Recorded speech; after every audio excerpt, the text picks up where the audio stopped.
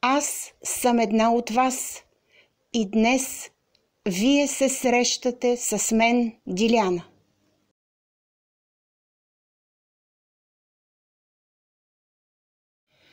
Здравейте, приятели! Аз съм Диляна и днес искам да ви разкажа как душата се подготвя да слезе от отвъдното.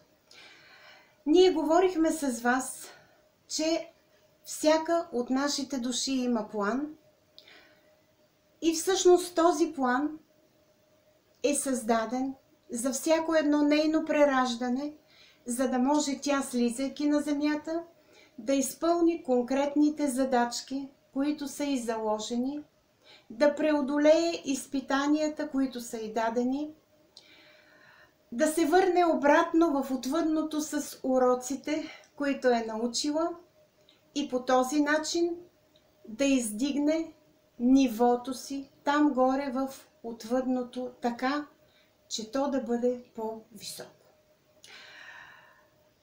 Какво се предприема горе в отвъдното, за да може душата, слизайки долу на земята, да се усеща комфортно?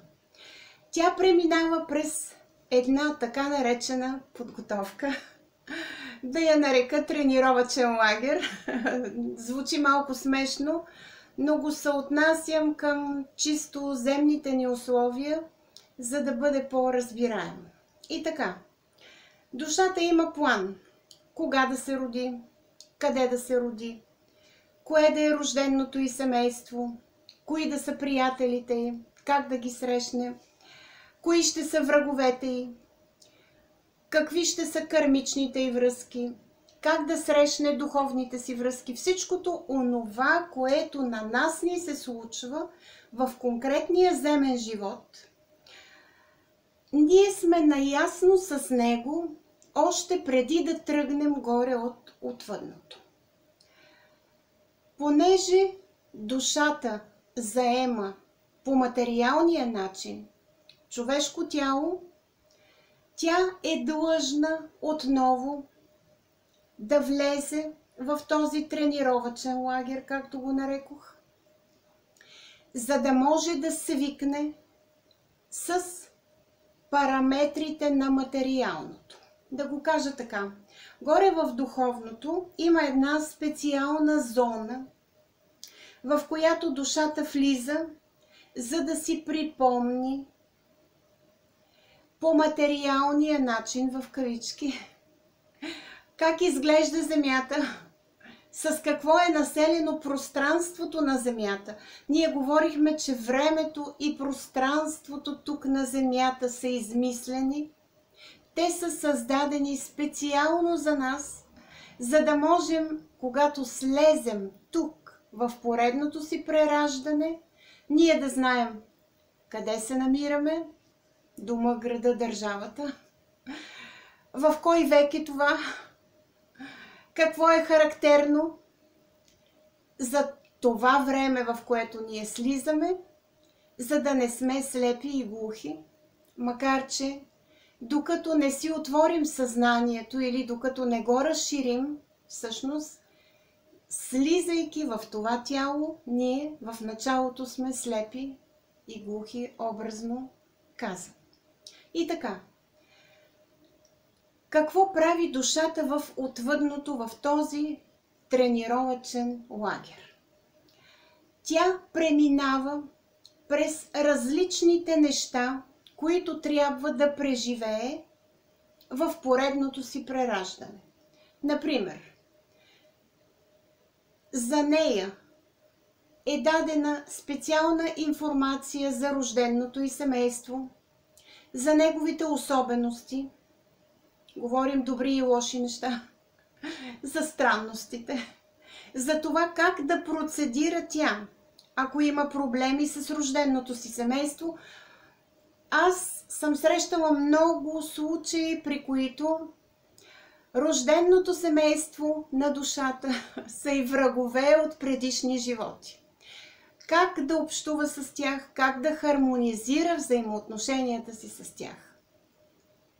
След това, в нейната ученическа или студентска среда, или професионална среда. Говорим за различните етапи от нейния живот, когато тя формира своята личност там на земята. Говорим добрата връзка между душа и тяло, когато душата е прорасла, когато е поела не само земните ценности и менталитета на обществото, но когато се опитва да проявява своите духовни ценности. Защото между земните ценности, чисто човешки, и духовните ценности има голяма разлика. Само един пример ще дам. На земята е важно човек да има пари. За душата в чисто духовен план, космически, това изобщо не е важно. За нея е важно да дава любов и да получава любов. Тоест, да може да се осъществи по онзи перфектен духовен начин в конкретното си прераждане на земята. Душата понякога е забравила материалната форма на различните предмети. Например, как изглежда стол, маса, врата, прозорец и така нататък. Автомобили и всичко останало, в зависимост от времето, през което тя ще слезе в поредното си прераждане. Създадена е специална обучителна зала за тези неща и те съществуват не в материалния си вид, няма нищо материално горе в отвъдното. Те съществуват като холограми на нещата, като образи. Ние ще говорим по-нататък, когато се спра на срещите с починалите, как някои идват като холограма, т.е. като очертания, като снимка, така да го нарека, но която се движи. И когато душата се запознае с този тип холограми на материалните неща, т.е. за да й е по-лесно, когато започне нейния живот, тя е вече подготвена.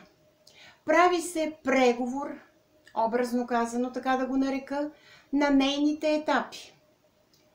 Тя ще направи това, отделни неща, които са задължителни за нейното земно прераждане там на земята.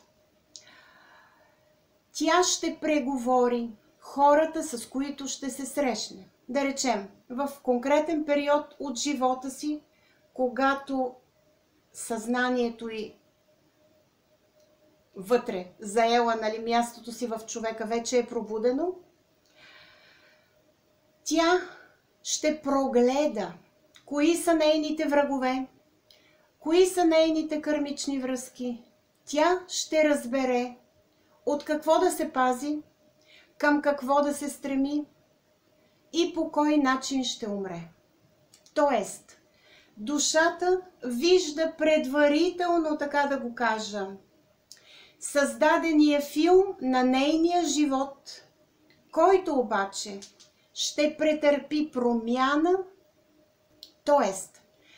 филмът на нейния живот е хипотетичен, той е възможен, но той след конкретното и земно прераждане, когато се върне в отвъдното, може да не бъде същият. Може тя да го е променила, да не е преодоляла проблемите и изпитанията, да не се е срещнала с много от хората, с които е трябвало като кармични врагове да изчисти взаимоотношенията си или като духовни приятелства. Тоест, планът, който е създаден отгоре от отвъдното, божествения план, в неговата конкретика тук на земята може да претърпи големи изменения. Това означава, че душата може да се наложи да повтори настоящето си земно прераждане по друг начин, в друго тяло и чрез нов план. Добре е, че душите ни се подготвят преди да слязат от отвъдното, тук долу на земята. Защото това е начинът те да се справят ефективно с настоящето си земно прераждане. Спирам до тук, защото това е една много дълга тема. В някоя от следващите видеа ние ще продължим да я дискутираме. Но нека да запомним само това. Никой от нас като души не е оставен на самия себе си. Бог и добрите същества се грижат ние да получим помощ, да получим подкрепа, да получим любов. Благодаря ви, че днес бяхте с мен. До нови срещи с следващото видео.